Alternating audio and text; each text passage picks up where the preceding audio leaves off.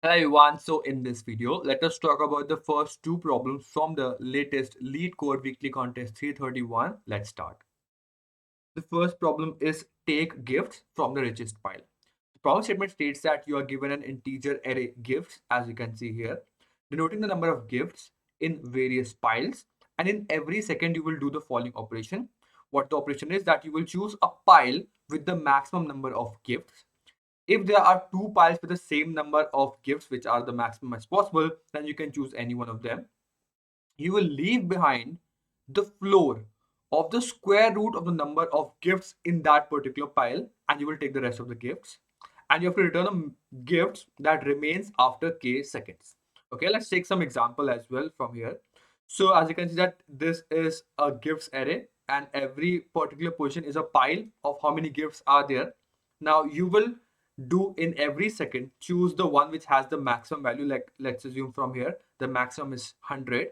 And what you'll do is that in the first second the last pile is chosen and 10 of the gifts are left behind. So you will do a square root of 100. Okay, and what you will do is that you will leave behind the floor of the square root. Okay, so what you'll do, you will do a square root which is like 10. So you will leave behind 10 and you will take the rest, that is 90. So now at this particular position, only 10 gifts are left at this particular position and 1 second is over. So you will keep on doing this for 4 seconds and you have to return the number of gifts that are remaining after this number of seconds.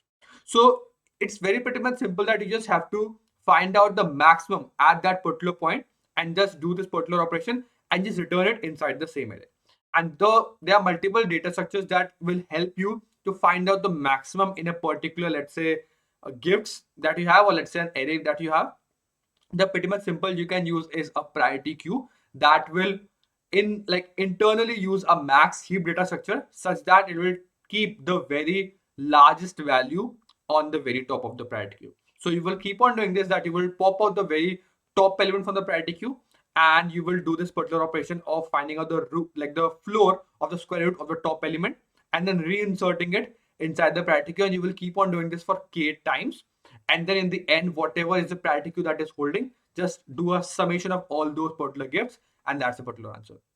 Nothing much complicated here itself. Let us take down, look at the code part now. So what we have done is that we have taken the priority queue and initialize it because it is already a max heap priority queue internally by default. So it will already hold the very maximum at the very top. Now we will just insert all our gifts inside the priority queue so that all are inserted here. Now you will do a particular operation k times. What you'll do, you will take out the top element of the priority queue and then do a square root of it. Okay, it will already do a floor of it because when you are doing a square root, if you want to do a seal of it, then you have to add 1 to it and divide it by the number of elements that you have. So you have to round it down if you want to do a seal as well, but it is a square root directly. It will down to the floor of it only. Okay, and then because you have taken this element, you will pop it out and reinsert the new element, the one that is the floor of the square root of the particular number that is left. Okay, and you will keep on doing this for loop for, let's say, k times, and in the end the particular answer is completed. So what you will do next is, let's remove this, you will now have to add the total number of elements that are remaining in the priority queue. So you will again do a, let's say, a while loop until the priority queue becomes empty, and take out the top element from the priority queue and keep on adding it in total, and the end just return the total number of elements that are left in the priority queue. Pretty much simple. That's the complete logic for the first problem. Moving on to the second problem. The second problem is count the vowels in a particular range. So let's take a look at the problem statement first. Count vowels string in a range. So problem statement says that you are given a 0 indexed array of string words and a 2D array of integer queries. Okay, so you have two things as an input, a word and a query set. Now you have given different queries from L to R, asking you that you have to find the number of strings present in the range of L to R inclusive both of them, such that the number of words that starts and end with a vowel in that particular range. You just have to tell that how many number of strings are there such that they both, like their particular string starts at and start and end with a vowel.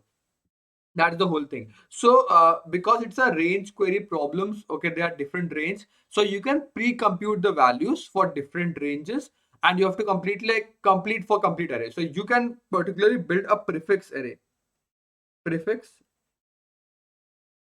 here, which eventually just means that you have to find out the number of strings that are particularly fulfilling this condition, and you will keep on counting that. Okay, so let's take a look at here only. Let's take this example only.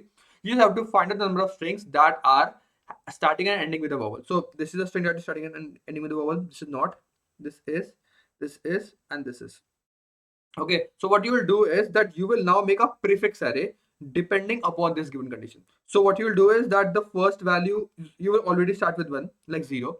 And then for the first value, it is, let's say, completely giving answer, so 1. Okay, the next one is not giving answer, so it is 1 only. So you will take the, let's say, previous value, and if it is, let's say, correct value, then you will add it 1 to it, and if it is not, you will add the same value that is of the previous value. It's just a prefix sum array. Okay, so let's say this is 1 and this is 0. Just and imagine that this is let's say an array of, let's say, the ones that are giving the perfect string that we want, and 0 means that this is not a string that we want, and do a prefix sum over this particular array that you have. So let's say this is 0, then it is 2, then it is 3, then it is 4. So you have done the prefix array, and then you can use this prefix array to answer all these queries in O of 1. So how many strings are there that are between two particular indexes that are perfectly fine? You can directly use the, let's say, range query answer. So let's say I want to find out the strings that are between this and this. Let's say from this and this. So you will find it from here to, let's say, so let's say, yeah, from here to here to here to here. So as you can see, from here to here, there's only one string, and the answer is only from here. So you will take this particular value and this value, subtract it out, and you will get the number of, let's say, possible strings that are between them, both inclusive, that are following the particular condition. That's the particular logic for this particular problem as well. Let's move on to the code part now. So what we have done is that we have taken this particular words prefix array that we have to build. Then what we'll do is that we'll iterate over every particular word and check it out that but whether the particular word is fulfilling our particular conditions or not. If it is, then we'll take our I plus 1, that let's say I am I equal to 0, so I will take the I plus 1 and add the previous value plus 1. If it is giving the particular word that is satisfying given conditions, so I'm adding 1 to it, the previous value plus 1, and if it is not, just adding the previous value. So that is how you can just form the sum prefix sum array.